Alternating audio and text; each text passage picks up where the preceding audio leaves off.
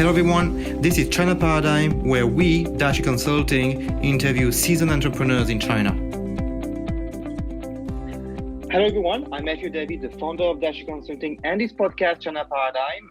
Today I am with Nicolas Clement, who is the founder of Nego Asia. 2 years ago, you have founded Nego Asia and representing at the same time Halifax, which is one of the leading company in the training area in Europe. You are focusing on training on negotiation in China after spending 12 years in the Chinese market, basically, working in real estate, working for a company in touch with industrial companies, a very big one where contracts are quite big. And at China Paradigm, and why we named this podcast China Paradigm, that we believe that every company now has a China paradigm. It's a small, medium, big companies. There is a Chinese paradigm. The economy is different. The way it works in the digital industry, in the way we live, it's different. And it's 25% of the world population. And certainly in the coming decade, the first world economic power. And it's also different in terms of negotiation. And that's the thing I like to go in depth with you is how different it is and what negotiation skills you need to have to succeed in China. Thank you very much, Nicolas, for being with us. And the first question would be, first, I hope that I didn't say anything incorrect, so please feel free to correct me if it is. And what's the size of your business now? How many clients have you served? How many deals have you worked on? Can you give us a bit an idea of where are you in terms of development now? Okay, thank you very much, Matthieu. Hi, everyone. Indeed, I spent 12 years in China and I've spent more than 30 years negotiating in various markets. And last year, I trained about 400 people in my first year of activity. Half of them were Chinese. All of them, with the exception of three or four, were in China. More recently, I trained 70 people with one of my colleagues of Halifax in Kuala Lumpur for a CAC 40 company. Mm-hmm. And I coach as well, and I consult with a lot of entrepreneurs on their shareholder agreements, either with their shareholders or with their VCs.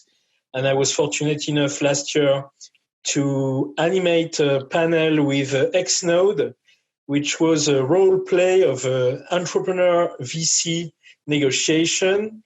And 2 weeks down the road, I will be animating a panel with French founders, and next month with the European Chamber of Commerce in China, and which is a sign that negotiation is a central topic for everybody, as it should have for many, many years, and as it was, you mentioned some ancient authors. So it has been around for centuries, but it's now becoming a very hot topic. There have been 4 phases in the negotiation paradigm, to take the same vocabulary as yours. And I like to talk about negotiation 4.0.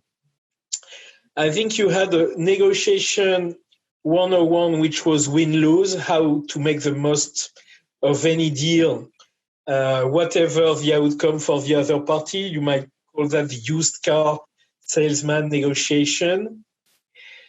Then there was the age of win-win. I win, you win. And in the beginning, that worked well. I mean, in the 80s, and it was a great idea because it was for rational actors, and it came from the perspective to have the responsibility of the outcome for the other party as well. Then there was, as you mentioned, Start With No, which was coined by one of my mentors, Jim Camp. Just to interrupt you, you are referring to a talk we had before the recording. So people who are listening to us don't know we talked about ancient negotiators like Sun Tzu and Machiavelli, but I like to ask these questions later on.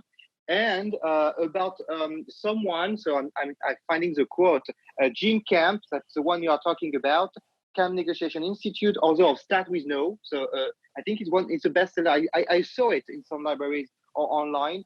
telling about you that Nicolas is one of those rare individuals who not only master various disciplines, but continues to build upon them, delivering a top 1% performance level from someone who is recognized as a master of negotiation with Jim Camp.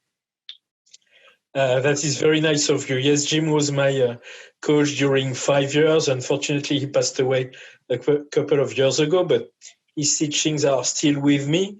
And I think so that was negotiation 3.0. And now the world needs negotiation 4.0, which means for me, co-construction of a better future with conversations between real people, meaning emotion must be there, respect for the other person must be there. But in the meantime, neurosciences have proved that it is impossible to make a 100% rational decision. So you have to take that into account. When you talk about the different stages of negotiation, I'm interested to know if you identify those stages because the society is changing or because the science of negotiation has advanced. I feel by what you just say now is that because the science of negotiation has advanced with neuroscience, but on the other way, you talk about the 80s where players are rational, which is a change in the society, or maybe it's both actually, which have changed. That's a very good question. Actually, it's a little bit of both, because a lot of the valid principles that I use, coach, consult, and teach on negotiation have been around for 2,000 years. And you can find them in the ancient philosophers like Socrates, asking a lot of questions instead of trying to persuade. This has been around for ages. You asked a question about the number of negotiations I had coached. It's difficult to say. I can tell you about the largest one last year, who was several hundred million euros. Wow. So that's the thing I wanted to ask you.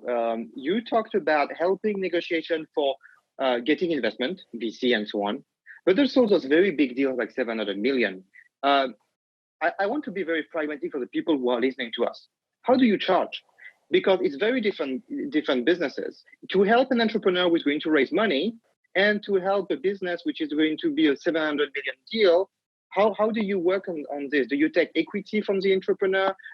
Or would you take a commission from the deal? How do you work? How do you charge? Okay, that's also an excellent question. And I will right away use the start with no philosophy by telling you that I am not prepared to answer this in a lot of detail. However, what I can tell you is that what is of paramount importance is to establish an alignment of interests with the people who I am working with. So depending on the situation, this can totally vary along several fee structures. Okay, understood. So you mentioned a conversation we got previously about ancient thinkers about negotiation. There is one which is famous in China, Sun Tzu. I'm not sure I pronounce it correctly. I never know because we find it's not Pinyin, it's the ancient use of Chinese. So I don't know how to pronounce exactly. But Sun Tzu has been a master of war strategy, not exactly negotiation. But one of the things I remember from the book is to say, you need to win before you fight, which is all about negotiation. Don't fight. Don't go to this very, very hard battlefield and lose the blood of your army. You need to win before even you go for a fight. What do you take from those ancient thinkers like Sun Tzu, Machiavelli, and certainly others I don't even know? Okay, excellent. Actually, there is a problem with the paradigm of negotiation as war, because if you think war, you think exactly like you mentioned. You mean winning over somebody or over a territory, which is detrimental to a long-term success of negotiation.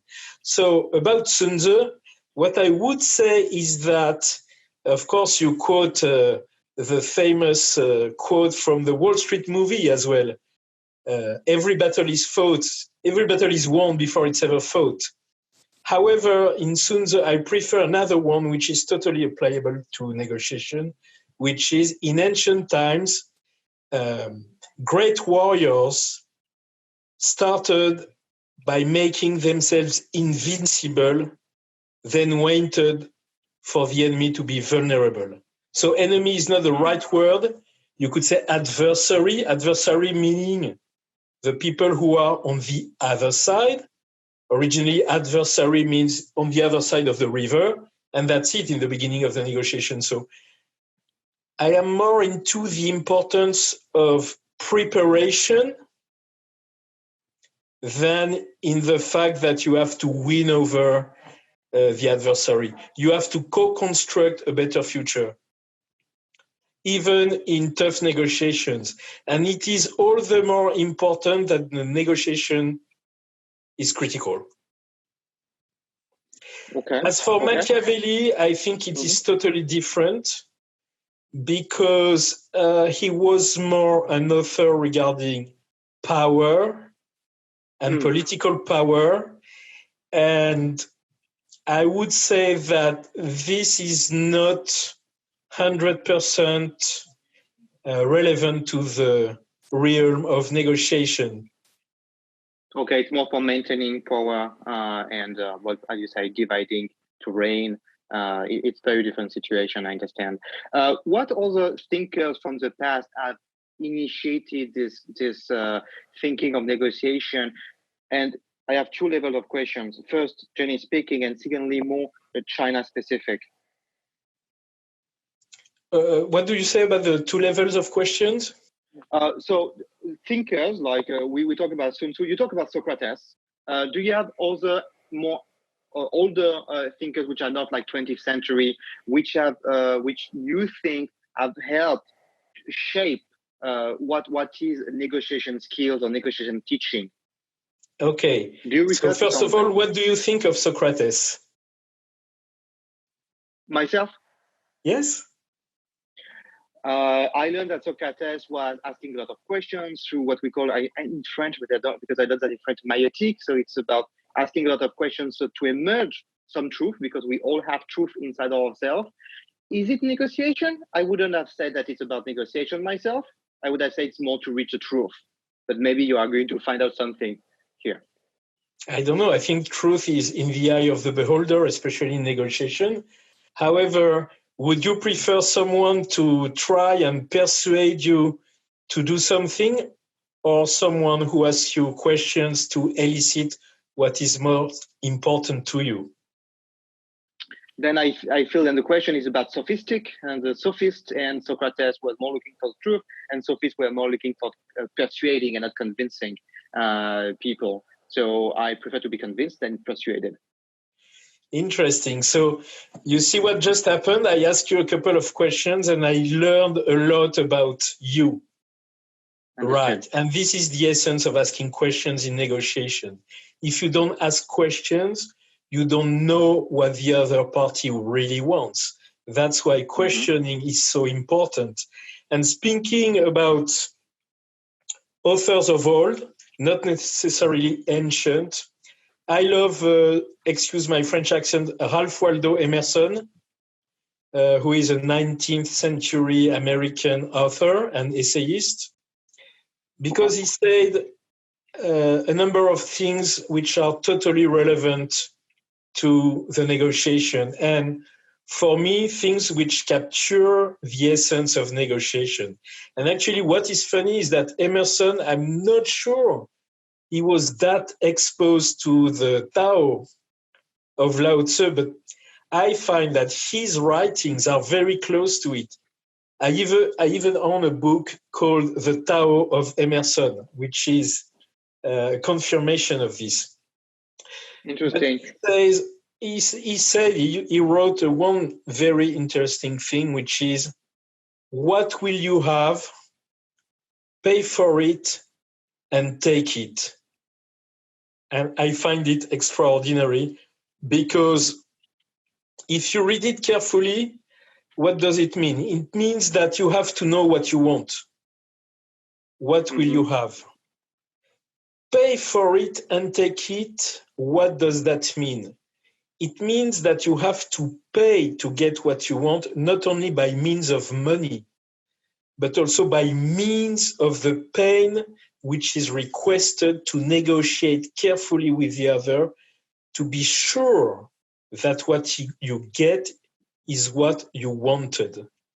Because if you get what you want without paying the price, meaning the energy, the time, the money, the emotion, the pain to know the other party better, then you get the appearance of what you wanted. You get something else. And the problem is that the other party, they also get something else.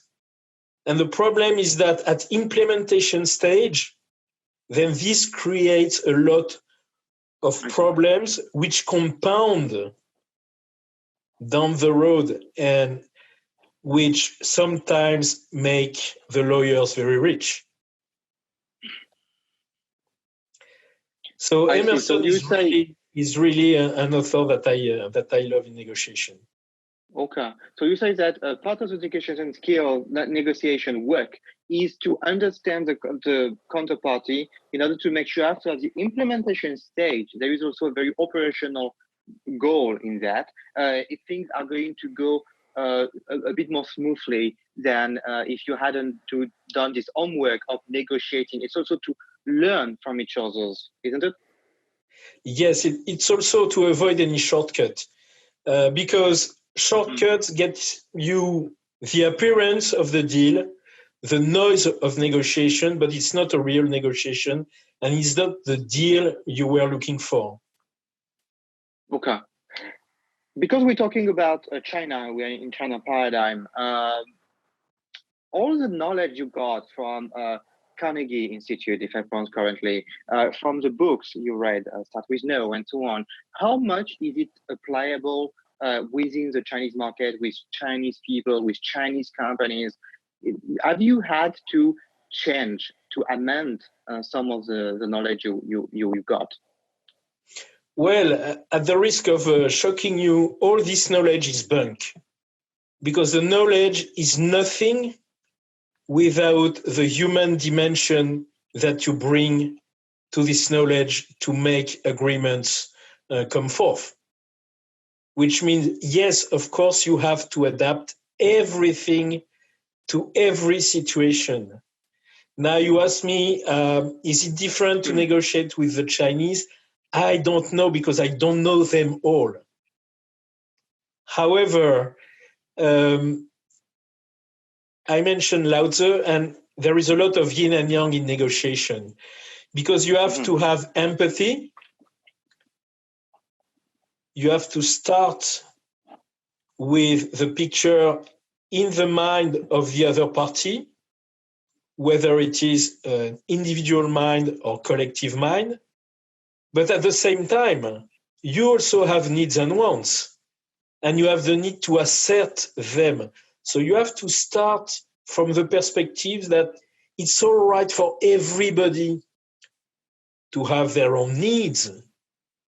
And then the role of negotiation is to find ways to transform, let's say, individual preferences, which are generally not aligned in the beginning, into one collective preference, which is the outcome of the agreement. So your answer would be principles are the same, but whatever the country, whatever the city, whatever the situation, what you have to adapt anyway. And in China, you need to adapt because you always need to adapt to the situation. That's what you are saying. I would say that that's what you are saying.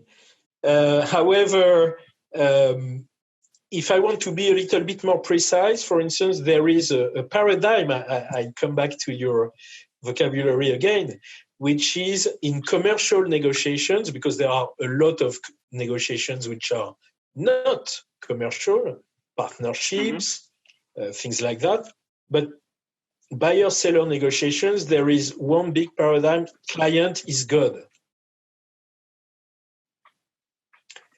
So how are you going to say no if the client is not happy with your price. You have to have a paradigm shift. Okay. I understand what you're saying, but why are you talking about that right now? After I talked about the fact that negotiations are based on principles, and then you need to adapt based on the situation. If it's China or the US, you always need to adapt. Is it linked because to? For me, this is the most pervasive paradigm, which kind of gets in the way of successful negotiations. Because even when a buyer asks you for a discount, it doesn't mean that it is exactly what they want. So, okay, I see. So, and this is a paramount principle. For instance, I don't know if I was in France, maybe I would ask, how are you going to implement over the next 3 years seamlessly? Because that would be my concern. But here, if I am in China and I'm going to consult with Chinese salespeople, and I have been training Chinese salespeople in my previous company, is how do you make sure that you get your point across in a way that is face-saving for both parties? So yes, I would say that face is important, maybe more than in the US, or at least more than in Texas, where they are very direct. There are other states in the US where an indirect approach could work very well, but face saving is of paramount importance. So you have to show your respect, you have to show your understanding, you have to respect the rituals, but you still have interest, and you have interests which, if they are not met, you are not going to be able to bring about the outcomes that the other party is looking for, which is why you have to learn to be assertive. I see. So you say face saving, to respect rituals, and also basically as a principle for every negotiation, to understand the interest of the counterparty and to be assertive for that. Talking about the rituals, my own experience about China is that as a foreigner, I'm considered as a foreigner, and I'm not asked to be a Chinese. You look like one. What would you say to those who think that as a foreigner you don't have to comply to the Chinese rules? Actually, it would put you in a weaker situation because you use the rules and the way of behaving which are not your own way of being, and it's better to be true to yourself. Okay, so actually I would say that we are guests instead of foreigners. We are guests. So imagine you are a guest, you come to someone's house. Wouldn't you try to know a little about who they are, where they come from, what are their habits, what they like, what they don't like, before you ring the bell at the door? Sounds logical. The question is, do you need to use the same game? That's my question. You may keep actually your own way of behavior, even if you go to someone else's house, your own character, and not change it. But I feel that some people are conveying the message that you need to change everything when you go to China. Okay, first of all, is negotiation a game? Because in a game, someone wins, and the other side, if someone wins, the other side, what do? They do lose, right? Right, so is it really a game? That's a question. But with that said, be yourself. Everybody else is taken, but you can be the polite version of yourself, the interested in others version of yourself, right? And for me, that is of paramount importance. There are other Asian cultures where when you try to learn more about the culture, and when you express that at the table, they hate it and they close the door. But what I have found in China, it is wonderful, is that if you make the effort to learn a few sentences or to learn a few forward idioms, which show your interest in the culture, there is a good enough factor that will make you a welcome guest. And as a foreigner, you are a guest. Will you be a good guest or a bad guest? That's entirely up to you. My advice is to be a good guest. My advice is not be somebody else. Okay. I'd like to be a bit more technical. I saw on your website you were talking about BATNA, Best Alternative to Negotiated Agreement. Could you tell us more about what it is and why you have written this concept on your website? Okay, so BATNA, Best Alternative to a Negotiated Agreement, was coined by Fisher and Ury in their book Getting to Yes, which was seminal to the win-win system. It's actually what you do instead of the deal when you don't have a deal. So for 30 years, it has been considered a big element of negotiating power. But actually, the problem is that maybe out of laziness, a lot of people think that BATNA is power. And that is absolutely not the case. You may have no BATNA and an extraordinary amount of power in negotiation. And you may have a great BATNA and no power in negotiation. And actually, in my training sessions, I have my coaches or my trainees make a negotiation simulation. And most of the time, when I say most of the time, it's almost 100%, it really rocks their world because this concept of BATNA is turned upside down. It's important to know it. Sorry? Could you give a concrete example for people to project in a BATNA in a situation? Okay, let's say that you are buying a company, okay, and you are trying to capture a market right now. Okay, and if you buy this company, through various studies, you know that the value of your company will be increased by, 100 million. So you are prepared to pay up to 80 to 90 million to make a deal. You know that the seller has no BATNA. But the seller knows that if you don't buy his company, you will have to build a factory. You will have to recruit the people. It's a process that can last 12 to 24 months. Estimated cost is 70, 80 million, but could go through the roof. So you have a BATNA, yes, but the cost of no deal to you is huge. So that's another way to look at this element of power in the negotiation. I see. I understand. You are working both in shareholder agreement and commercial negotiation, also in negotiation for buying companies. Do you have a framework for those three different types of negotiation, or they go through very similar process? I have a framework for the fundamentals of negotiation, and then a lot of the work I do with my clients individually is tailor-made.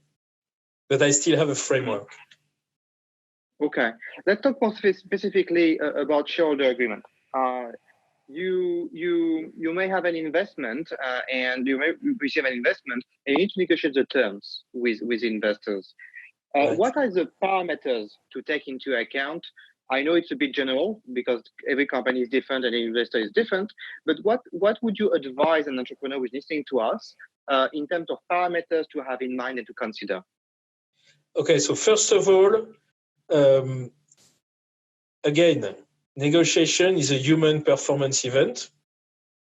So you have to be sure you get along with the people because they are in for the long term. Even the short-term ones, they are in for 3 to 5 years. Second, you have to be sure, like you mentioned earlier, every battle is won before it's ever fought. You have to be sure that in front of you, you have the right kind of investor. Angel investor, expert A investors, Series A investors, last round investors. So you really have to know whether you have landed in the right category, right? After that, so it's laying the groundwork. There is an important element, which is, do you want an investor which will buy shares which maximize the value of the company, or which maximize the cash that you will receive, because it's not the same. You need to be clear about your objective. Sorry? You need to be clear about your own objective, your personal objective. Emerson, what will you have? Pay for it and take it. Then you have to lay the ground for the negotiation. A lot of negotiations with VCs, entrepreneurs make sometimes a mistake to have the VC sign 10 NDAs beforehand when the VCs don't have the time to do that and will never anyway enter the entrepreneur's business. So you have also to show some goodwill by yourself if you don't want to close the door before you can even have a little look at what the VC can bring to you. You have to know whether the VC knows your industry, whether they have already brought startups like yours to success, stuff like that. And after that, term sheets are so long that it's impossible to give a general rule. But you have to think about what will happen in the other rounds down the road. That is very important. I think what you are saying is that even if investment should be a very rational decision, because at the end of the day, the people who put the money, they look for the ROI, which is very, very rational. It's about numbers. But when dealing with your investors, I think you emphasize much more about alignment, that the people are connecting well, that you agree on your personal purpose and so on. So is it that your part of your job is also to make both parties understand what they want clearly? And actually, now I begin to understand why you mentioned Socrates. Is it a big part of your work? Well, it's better if both parties are professionally prepared. Because contrary to what people think, if you are extremely well prepared and the other side is not, you have a problem. They will say no to everything. You will scare them. So yes, you have to help them see what you see, and you have to try hard to help them see the value of explaining to you what they are after. And I'm not talking only about young entrepreneurs. Sometimes there is the same issue with listed companies.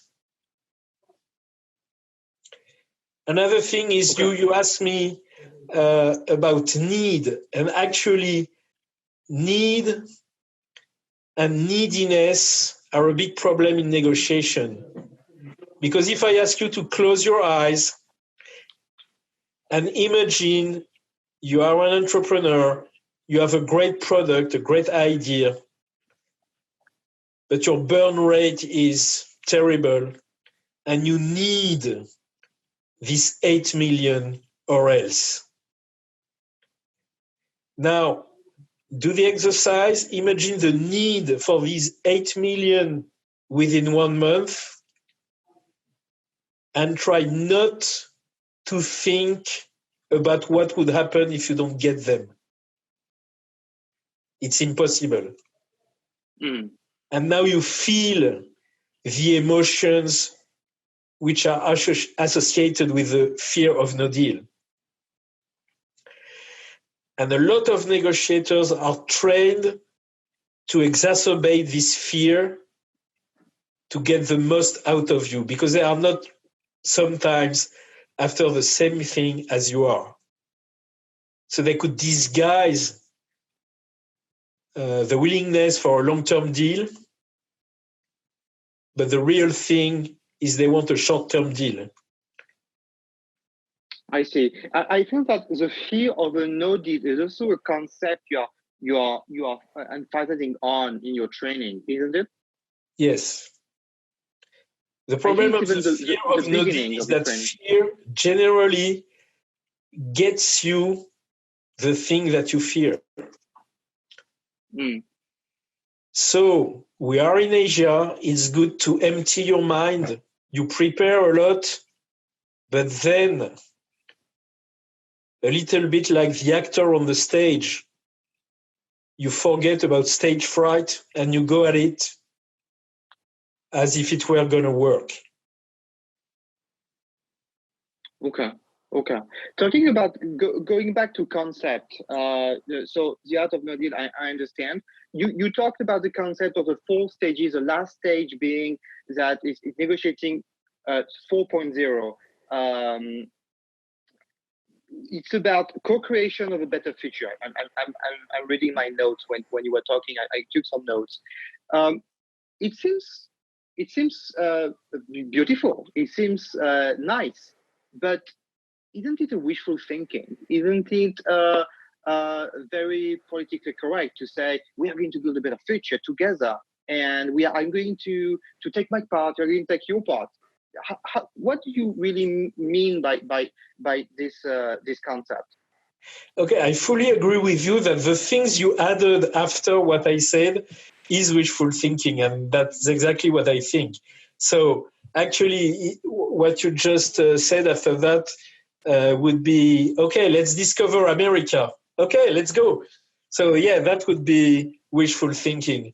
However, you have to start somewhere, and you have to start with a mission and purpose in negotiation, and this is really camp vocabulary. Mission and purpose, it's actually, it brings you back to the definition of negotiation. So when in my seminars, workshops, master classes, conferences, I ask, what is negotiation? I never get 2 people to give the same answer. It has never happened. So the first thing is, how are you going to negotiate if you are not playing the same game, if it is a game, and it's not even a game, right? That's one thing. It's very important. So you have to have a higher purpose, a shared higher purpose, and you have to know what you want, and you have to know what they want, and you have to get them to tell you as much of what they want as is appropriate for them to tell you. And then it's actually tridimensional, because you in the negotiation, you have your perspective. You try to get the perspective of the other side. And you try to have a third perspective, which would be the perspective of an observer. Mm. right? So it's tridimensional. And there are techniques from a lot of different disciplines which were not readily available 10 years ago, 20 years ago, 30 years ago, which make it possible today to construct negotiation differently than how they were constructed before. Okay. It would be very difficult to summarize it in a podcast right now. Yeah, I believe. Because it could take 1 week to explain. But the picture is that today you can have different approaches which maximize the chances to do a good deal. I understand. Would you be able to share more specifically some techniques, or even one technique you'd like to share? Something like practical that the people who are listening to us could be able to use in the coming months in maybe even daily situation. I think that the problem with technique or tactic is it means to exploit a weakness in the other side. But I think that if you see negotiation as a problem-solving technique or problem-solving toolbox, right? Then one important thing could be to ask yourself, I go back to Socrates, what is my problem? What is their problem? What is one approach I can find to solve both with one negotiation? Okay. If you are able to ask yourself this question, even to try to have 5% off on a loaf of bread at Pierre Gagnère, and I'm not sure that it will work, it's already a great start. You have to try to find non-risky situations to try this. Interesting. Okay. Non-risky situation. Yes. Don't practice in front of the client, or don't practice in front of the VC. Don't practice in front of the shareholder. Practice before. What do you think about the place? Because what you are describing is that we need to play some roles before, maybe be on one side and the other side before entering. I wanted to say the game, but entering, let's say, the negotiation, to be more neutral in the game. Then you have techniques, right, to train with those role playing and so on. Yes, we do. Actually, what we do is we try to emulate the best practices which work in the real world. That's one thing. And then there is this wonderful book by Anders Ericsson called PEAK, P-E-A-K, P-E-A-K, which explains how to emulate the best to maximize the value of trainings. And this book talks about deliberate practice, which is used by tennis people, golfers, alpinists.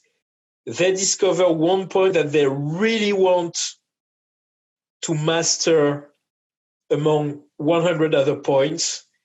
And this is the thing they are going to work on repeatedly again and again and again until it becomes second nature. So there is the old saying, practice makes perfect. It is actually not true. It's perfect practice which makes perfect. So you really have to emulate, and that's what we do in our consulting, coaching, and trainings, is that we transpose best practices combined and tested with the best of academic expertise. I completed 2 years ago a professional certificate in strategic decision and risk management from Stanford University, where I got 97% at the negotiation exam. So you have to check if the academy is okay. But if they are not, I would tend to say that the real truth lies with the best practices in the real world. Let's talk about There is practice an then. X factor that may have been overlooked by faculty. Understood. Let's talk about practice. Would you be able to name a case, maybe a case you have worked on, a case you have not worked on, a case which is famous, about a negotiation which is specifically inspiring for you, which is something which really happened at a large scale or in the economy, in business? You mean in the business right now? Could be business right now. When I think about negotiation, and the case, I'm thinking about Cuba and the weapons in Cuba with Kennedy and so on negotiating. This is a very typical negotiation case. Would you have a more recent, indeed, case that you have worked on? You would be able to share about the negotiation a bit more in depth, without naming, without giving the names, and without making it possible for us to guess, or a case which is known in the press in terms of negotiation, which has been inspiring and interesting for you? That's going to be very difficult, because you mentioned the Cuban Missile Crisis, and for me that's one of the most rich examples of how you can negotiate in an absolutely fearsome context of negotiation, where the outcome of the negotiation can mean the end of the world, or whether the world is going to go on. And actually, there is a fantastic movie called 13 Days about the Cuban Missile Crisis.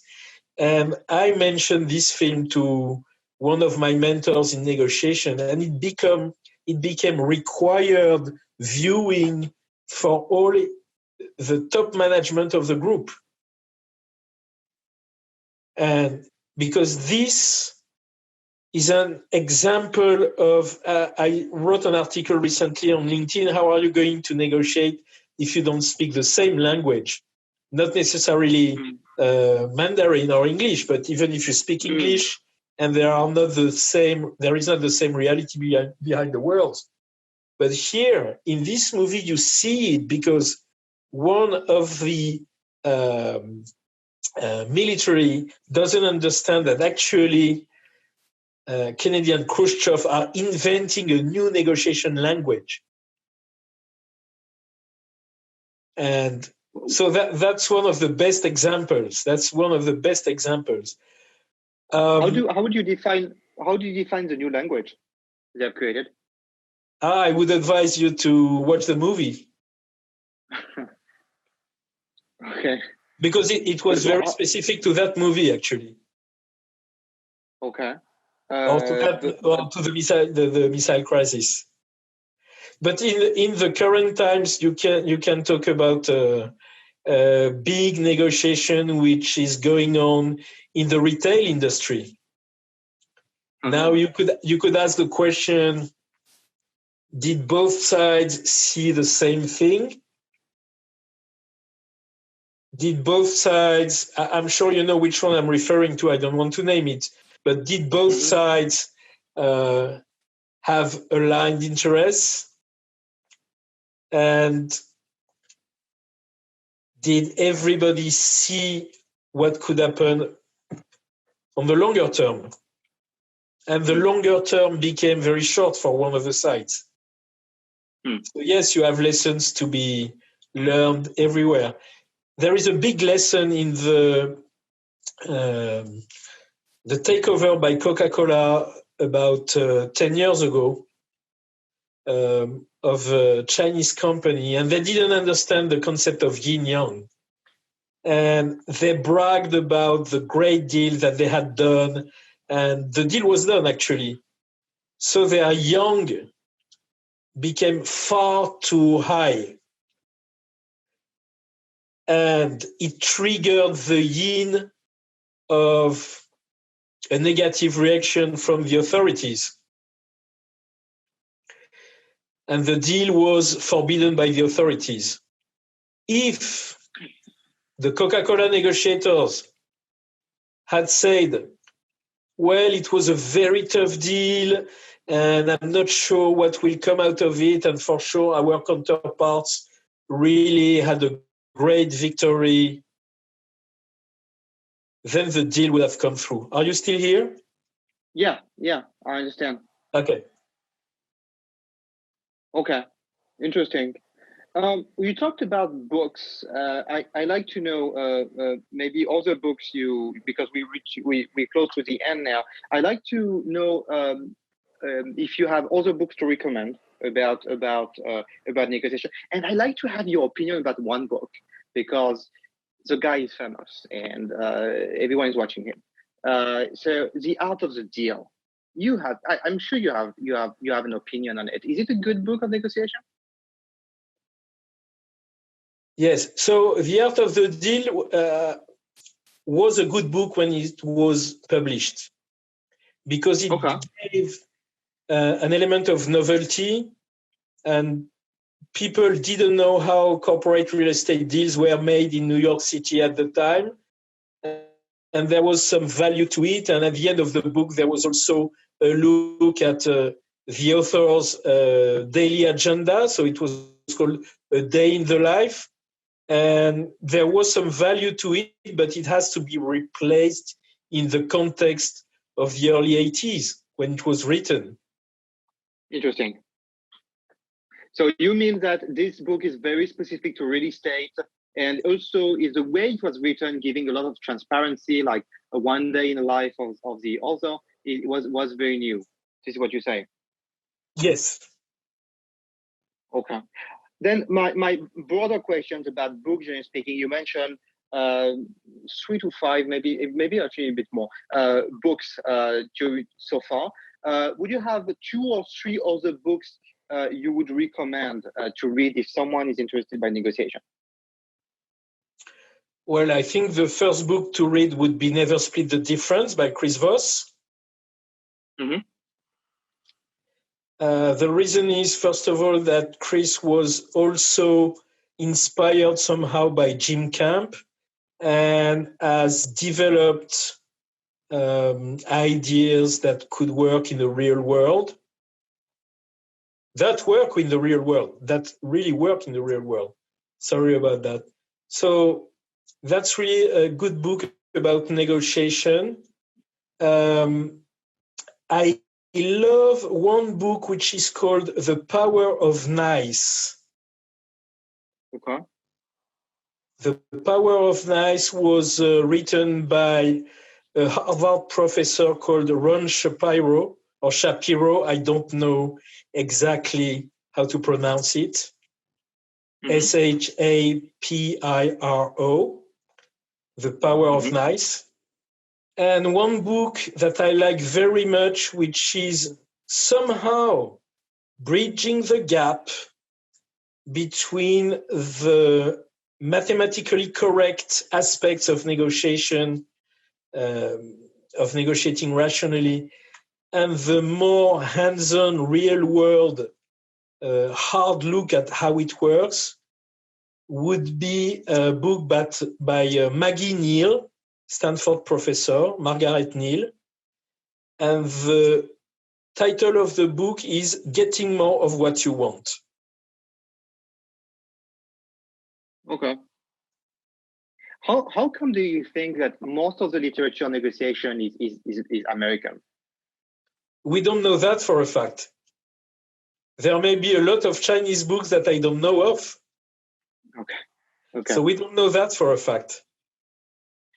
I see. Nicolas, thank you very much for the time you took with us. I'm sure that everyone who's listening to us, we will look into one of those books and learn a lot about what you said, and I'm sure some of them will attend some of your classes and training, including I know you are very active as a French Chamber of Commerce, and you are doing some trainings in the chamber. Yes, thank you very much. It was really an honor for me to be one of your guests. I hope I have made the necessary efforts to be a welcome guest and a good guest. And I thank you very, very much for inviting me. Thanks, Nicolas. Bye-bye, everyone. Take good care.